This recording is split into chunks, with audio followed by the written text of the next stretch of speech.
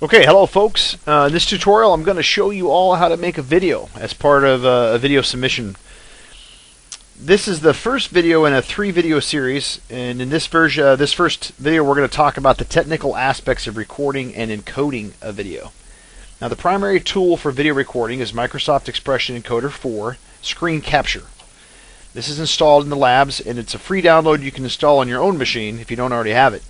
The free version is slightly limited in how long your videos can be, but it'll work for this course. So it's going to limit you to 10 minutes, which will be plenty of time for this class.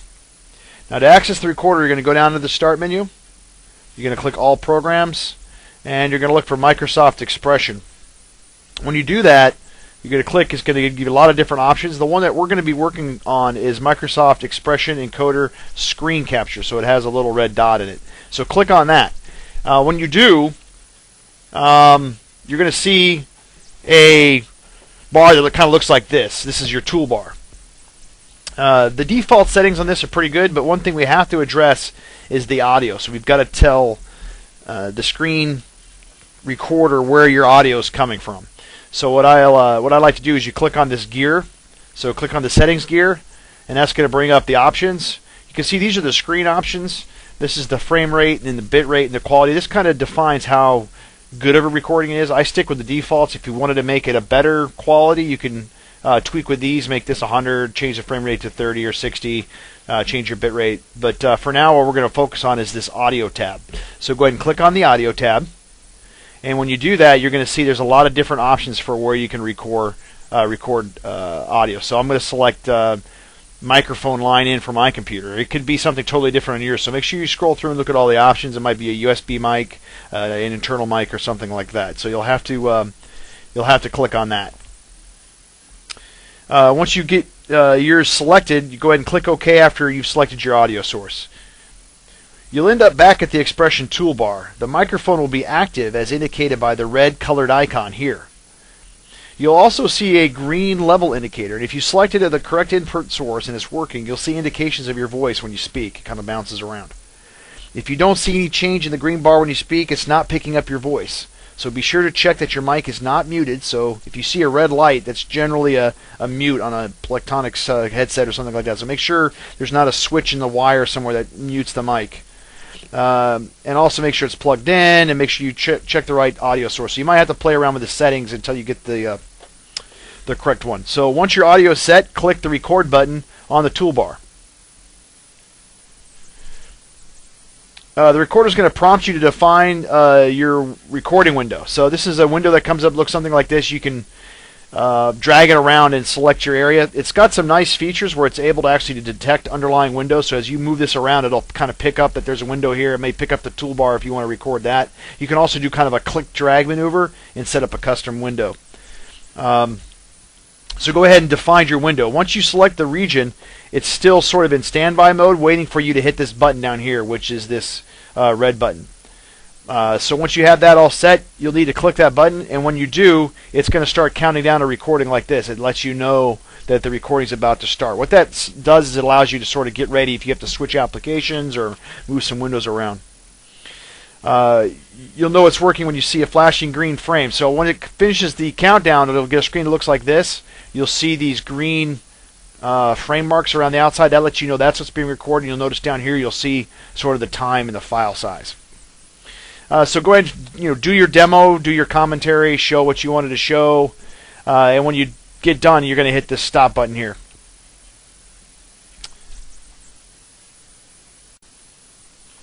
When you stop the recording, you'll notice a .xesc file under the screen capture recording control panel. So this is all the screen captures you've done, and you'll notice if it's the only one you've done, it'll be the only one on the list. But as in my case here, I've had a number of screen captures today, so you'll have to pay attention to whichever screen capture you're working on. So find the appropriate capture that you just did, make sure it's selected, and then hit this button down here, Send to Encoder. When you send it to the encoder, it's going to open up the actual expression encoder. which is where you're going to do all your video editing. And this is not unlike Microsoft Movie Maker or Final Cut Pro or something like that. You might have used iMovie. You'll see your video clip is kind of in the middle, so you can preview it. Down at the bottom you have some controls. What you can do with these controls is you can play the video, kind of watch what you recorded. You can also do what they call scrubbing, which is kind of go through it and see it really kind of at combat speed, go forwards and backwards. And you can also trim it, so if you don't like a certain part of it, you can trim off the ends, you can cut it into pieces. So a lot of power in this interface. I encourage you to experiment with it so you can save yourself some time. But what I'm going to do is I'm going to go ahead and insert my trailer, which is my title slide. So I right click on the beginning, I put add source at start.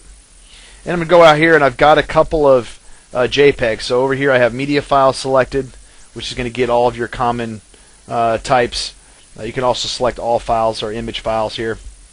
And I've got a standard kind of systems bumper slide there. So that gives me my title, some acknowledgments and dates and sort of things. So I'm going to go to into my slide, and I'm going to go ahead and put in another source, add source at end, and I'm going to get my slide 2. So I just made these with PowerPoint and then exported them as a JPEG. So I have my start, I have my content, which already has audio on it, and then if I kind of want to see the whole thing, I could play it, and I'll hear my commentary and all that. So at this point, you can also do what's called an image overlay. So you can right click and say add image, add visual overlay. So you can go in here, select one of your favorite images, and you have the image here which you can kind of size and put on.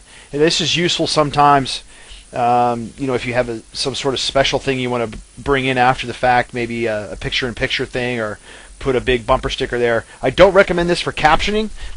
Closed captioning is much easier in another technique that I'm going to show you in video 2. So make sure you look at video 2 but I just wanted to show you this in case it was of interest, and you could kind of size maybe where this is at, so it doesn't show up until an appropriate time, maybe when you're trying to make a point.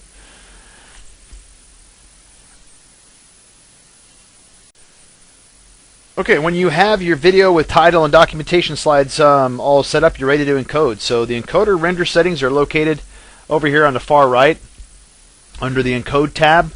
You can see here there's video, audio. I would go with all the defaults for just class submissions, but you can go ahead and play around with these different output formats. You can change the size, the bit rate. All that's going to impact the quality. So the higher the bit rate, the better quality is. You can change the height and width. A lot of times this will downsample, so you'll want to play around with that, but for now just go with all the defaults.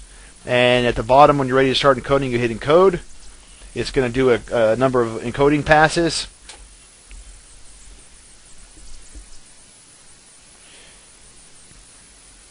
And after the encoding finishes, you're going to need to go to your My Documents or your User Documents. So over here under Documents, you'll see an expression. Hit expression encoder. You'll see jobs output screen. So if you go to the output, you'll see that the latest output is the movie that was just encoded. And that's it for part 1, folks. Look for part 2, which is going to talk about how to do subtitles, and part 3, which is going to talk about the actual content or the kind of the admin requirements for the video.